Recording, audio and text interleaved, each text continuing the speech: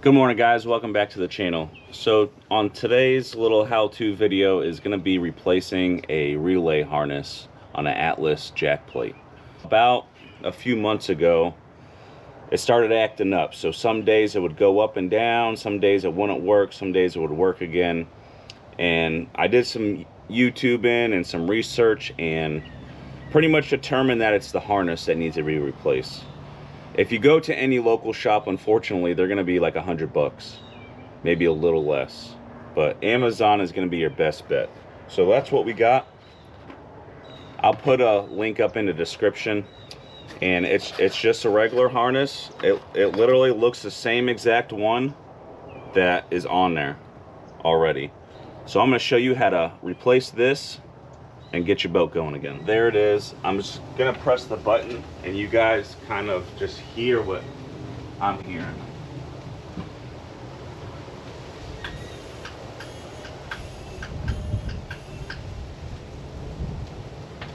All right, so you can kind of hear what I'm kind of hearing when I press the button up and down. It's just going it's not moving.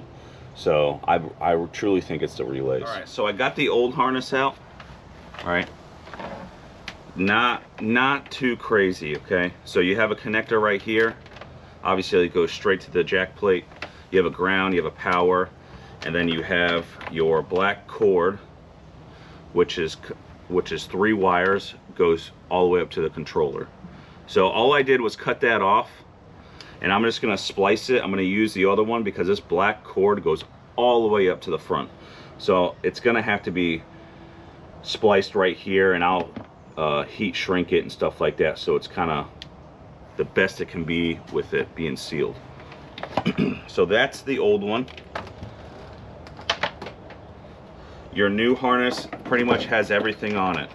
It's all the same exact things, and even has connectors right here. So I'm actually going to splice this and use ones that have heat shrink on it, and then I'm going to put more heat shrink on it, just to give it a double layer. Some things to point out that I've been seeing on here already is these connectors, the females and male ends, they're kind of corroded. So please make sure on every single connector, I even put a little bit on my fuse, inside my fuse, is use your dielectric grease. You have to use this or it's gonna rot out. That's a must. So let's put this back in and see if it works. All right, so pretty much this one's done. We connected the controller wire to it. We took off those blue plastic ones and we're using these ones. These are heat shrink ones, much better to use. Heat them up, shrink them up, put some tape on it and call it a day. So all we have to do is run this back a little bit, connect our wires that actually go to the jack plate, and then the power and negative, and we're golden. All right, so we got that done. So like I was saying before, just take a little bit of grease, right, and just put it in there, and then put it in this female end as well, and let the male end do the work. So we're gonna do this thing to the same male. Don't put too much in there, just put a little bit. Like I was saying before, when I disconnected the old ones, it was really corroded. That's the same thing for the breaker. So this is a 40 amp fuse breaker. All I do is I take this off. You see how clean it is? I just take a little bit, okay? Just take a little bit on there. Put a little bit on the female ends as well, because over time this will corrode and you'll have problems here too. So just put a little bit of dielectric grease, put it back in there. Even this seal isn't a true seal, so that's why I say do that. And you're good to go with that. Put a little bit of dielectric grease on this as well.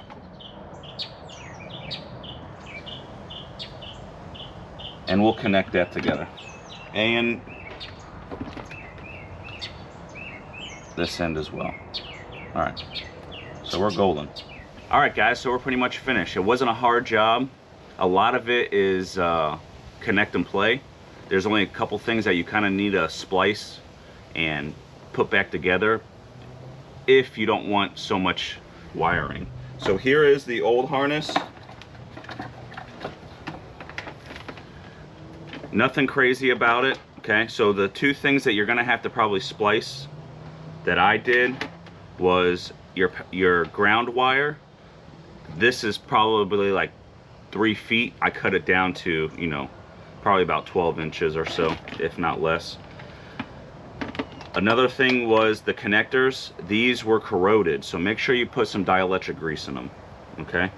And also your dielectric grease in your fuse box. So put some dielectric grease in here in the fuse, put some on the fuse, put it on there. Don't cake it, just put a little bit, and then put that back. And this is the old one. The other thing I had to splice was your 3 wires for your controller. This thing is like 5 feet.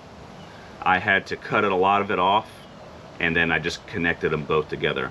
The only difference I seen on this harness and one from Amazon is the controller wire is tin wire, and on the old one. On the new one, it's copper. But which is weird is it's tin wire for the ground on the new harness, and it's tin wire for this one, so make that make sense. But that's not a crazy issue. Just make sure you secure it and you know, shrink wrap it really good and put some tape on it, and it should be fine. It's not gonna be, it's not a make or break. It's definitely well worth the, you know, saving of 50 bucks. So that's the old harness. The new harness is in. I didn't record it. Everybody's setup is different, so just know, hey, take this out, put this in, this is what I got to do with it. Make sure I put dielectric grease, and then call it a day. So this is what the motor should be doing.